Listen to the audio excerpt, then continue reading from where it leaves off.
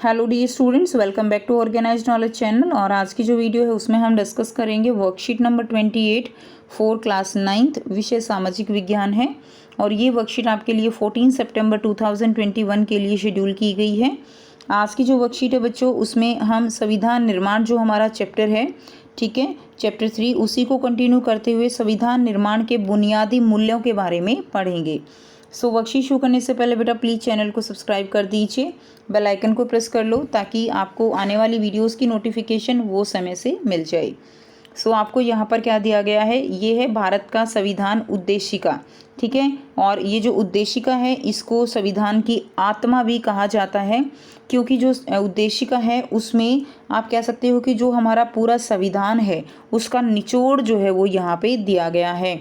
एक जो होता है ना कि एक बेसिक जो मूल्य होते हैं, बेसिक वैल्यूज़ जो होती हैं, जिसके ऊपर हमारा संविधान टिका हुआ है, हमारा देश की जो वैल्यूज़ हैं वो टिकी हुई हैं, वो है भारत के संविधान की उद्देशिका। क्लियर। तो इसमें जो भी इम्पोर्टेंट पॉइंट्स हैं वो सब आपको जो है यहाँ पर नीचे जो है समझने हैं।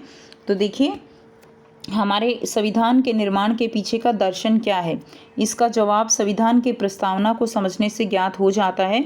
इससे वह दर्शन है जिस पर पूरे संविधान का निर्माण हुआ है। क्लियर। तो ये हमारे क्या है स्टूडेंट्स, ये हमारे बेसिक जो मूल्य होते हैं, बेसिक वैल्यूज़ जो हैं वो यहाँ पर एक्सप्लेन की गई हैं।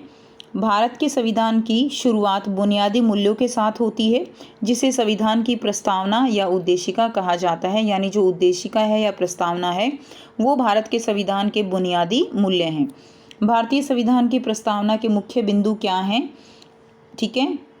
फर्स्ट है हम भारत के लोग अंतिम सत्ता भारत की जनता में निहित है और संविधान जो है वो क्या है, सर्वोच्च है।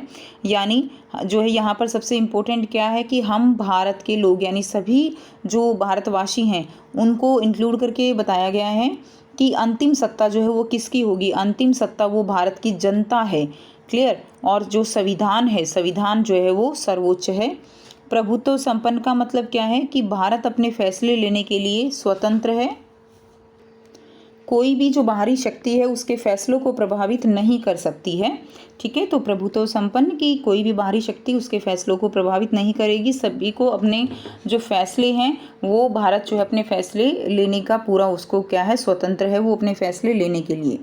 नेक्स्ट देखिए, समाजवाद का मतलब क्या है कि सरकार जमीन और उद्योग धंधों की हकदारी से जुड़े कानून इस तरह बनाए कि सामाजिक आर्थिक असमानताएं जो है वो क्या हो जाएं, कम हो जाए। यानी सभी लोगों को जो है क्या मिले, उनका हक मिले। नेक्स्ट है पंथ निरपेक्ष का मतलब क्या है कि भारत में सभी धर्मों को समान माना गया है, देश में किसी एक धर्म को विशेष दर्जा प्राप्त नहीं है। यानी जो भारत है उसका अपना कोई भी धर्म नहीं है। नेक्स्ट देखिए, नेक्स्ट है लोकतंत्रात्मक, ऐसी शासन व्यवस्था है जहां अपना शासक खुद चुनते हैं और उन्हें जवाबदेह बनाते हैं। जैसे कि भारत जो है वो क्या है, भारत जो है लोकतंत्रात्मक है। तो लोकतंत्र का मतलब क्या है कि यहाँ पे लोग अपना वोट देकर अपना जो रूलर है, अपना जो शासक है वो खुद चुनते हैं और उन्हें अपने प्रति जो है क्या बनाते हैं, जवाबदेह बनाते हैं वोट कास्ट करके। नेक्स्ट देखिए, गणराज्य, देश में शासक लोगों द्वारा चुना जाएगा, न कि किसी वंश या खानदान से होगा। यानी देश में जो भी सरकार होगी वो लोगों के द्वारा चुनी गई सरकार होगी, लोगों के लिए सरकार होगी। और वो जो है किसी भी वंश या खानदान, ऐसा नहीं है जैसे राजा का बेटा राजा बनेगा, ऐसा नहीं होगा। नेक्स्ट देखिए, न्याय, किसी भी नागरिक के साथ उसकी जाति, धर्म, लिंग आदि के आधार पर कोई भेदभाव नहीं किया जा सकता है। क्लियर। नेक्स्ट है स्वतंत्रता यानी देश के नागरिकों को अपने विचारों की अभिव्यक्ति करने की स्वतंत्रता प्राप्त है। यानी हर व्यक्ति अपनी बात जो है वो रख सकता है, अपनी राय जो है वो दे सकता है। नेक्स्ट है समता, देश में कानून के समक्ष सभी नागरिक समान, चाहे वो किसी जाति, धर्म, लिंग, रंग आदि का हो। यानी सभी जो है कानून के समक्ष सभी नागरिक समान हैं, सबके लिए जो न्याय होगा वो समान होगा। नेक्स्ट है बंधुत्व, देश में सभी परिवार की तरह आचरण करें, आपसी भाईचारा बनाए रखें। यानी सबके अंदर एक दूसरे के प्रति बंधुत्व जो है उसकी भावना होनी चाहिए। तो ये जो है क्या है, ये हमारे संविधान के बेसिक मूल्य हैं जो कि प्रस्तावना या उद्देशिका या भारत की जो आत्मा है, संविधान की आत्मा है, उसमें इंक्लूड किए गए हैं। अब यहाँ पर आपको बहुत ही आसान से जो है स्टूडेंट्स 4 जो है प्रश्न दिए गए हैं, जिनके आंसर हम 1 बाय 1 डिस्कस करेंगे। पहला जो प्रश्न है, संविधान की प्रस्तावना से आप क्या समझते हैं? भारत के संविधान की प्रस्तावना एक परिचय पत्र है।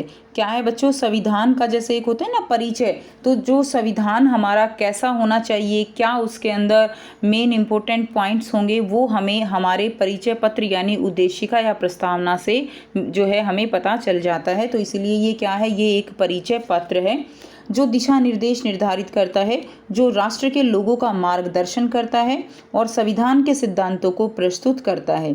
इसे संविधान की आत्मा भी कहा गया है। नेक्स्ट देखिए, प्रश्न 2 है, लोकतांत्रिक शासन व्यवस्था किसे कहते हैं? लोकतांत्रिक शासन व्यवस्था एक ऐसी शासन व्यवस्था है जो लोगों के लिए लोगों द्वारा चुनी गई सरकार होती है, जहां लोग अपना शासक खुद चुनते हैं और उन्हें जवाबदेह बनाते हैं। तो ऐसी जो शासन व्यवस्था होती है जिसमें लोग अपनी सरकार चुनते हैं और जो भी सरकार होगी वो लोगों के प्रति, जनता के प्रति जवाबदेह होती है, उसको हम लोकतांत्रिक शासन व्यवस्था कहते हैं। नेक्स्ट देखिए, क्वेश्चन नंबर 3 है, संविधान निर्माण में बुनियादी मूल्यों का क्या महत्व है? तो संविधान निर्माण में बुनियादी मूल्यों का महत्व बताना है। तो देखिए, बुनियादी मूल्यों के द्वारा सरकार के किसी भी कानून और फैसले के मूल्यांकन और परीक्षण का मानक जो है वो तय किया जा सकता है। बुनियादी मूल्य जो होते हैं वो किसी भी कानून, फैसले का मूल्यांकन और परीक्षण का जो मानक है वो तय किया जा सकता है और इसके सहारे परखा जा सकता है कि कौन सा कानून, कौन सा फैसला जो है वो अच्छा या बुरा है। तो ये बुनियादी मूल्यों का क्या है? महत्व हो जाएगा। नेक्स्ट देखिए, क्वेश्चन नंबर 4 है, भारत पंथ निरपेक्ष राज्य क्यों कहलाता है? तो हमने अभी पढ़ा पंथ निरपेक्षता का मतलब क्या है कि देश का अपना कोई भी धर्म नहीं है, भारत में सभी धर्मों को समान महत्व दिया जाता है, देश में किसी भी एक धर्म को विशेष दर्जा प्राप्त नहीं है, इसलिए भारत को धर्मनिरपेक्ष राज्य कहा जाता है। नेक्स्ट देखिए, प्रश्न 5 है, आपके विचार में समानता का अधिकार क्या होता है? स्पष्ट कीजिए। तो देखिए, समानता का अधिकार का मतलब क्या है? समानता के अधिकार का अर्थ है कि सभी नागरिकों को एक समान अधिकार जो है वो प्राप्त हैं।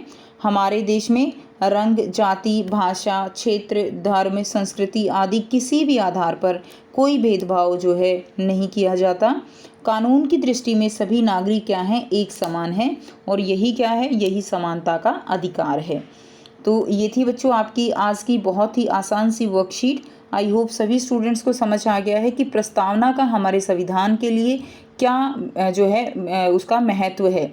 ठीक है, तो प्रस्तावना हमारे संविधान का एक परिचय पत्र है, क्लियर, एक इंट्रोडक्टरी शीट है जो कि हमारे संविधान के बेसिक मूल्य क्या हैं, हमारा संविधान किन मूल्यों पर टिका हुआ है, किन मूल्यों को ध्यान में रखते हुए संविधान का निर्माण किया गया है, वो यहाँ पर उद्देशिका हमें बताता है। क्लियर? सो अगर आपको वीडियो अच्छी लगी तो प्लीज़ वीडियो को लाइक कर दीजिए, शेयर कर दीजिए और चैनल को भी सब्सक्राइब कर लीजिए। So thanks for watching students, मिलते हैं नेक्स्ट वीडियो में नेक्स्ट वर्कशीट के साथ। Take care, bye bye.